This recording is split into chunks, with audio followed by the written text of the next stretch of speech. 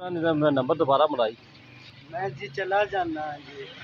चला उठ के इतों जासे फिर उनको भी नहीं तकना पिया। मैं दोबारा मैं तेन आना पिया फिर कोई भी नहीं तकना पिया।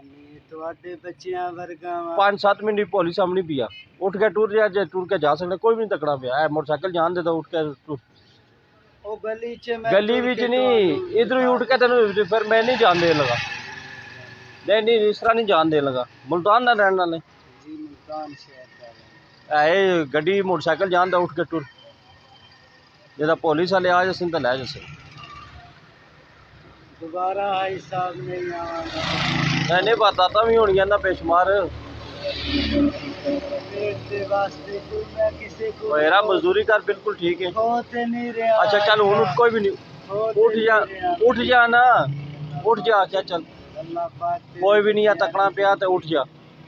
कोई दिंदा है ते लेना वा किसर के मांग बंदा कोई और आ गया ना ते गड्डी भी आनी पिया थाने उठ जा जल्दी कर कोई भी नहीं तकना पिया उठ जा ना उठ जा उठ उठ उठ सीधा हो जा स्पीड मारो गली अंदर हो जा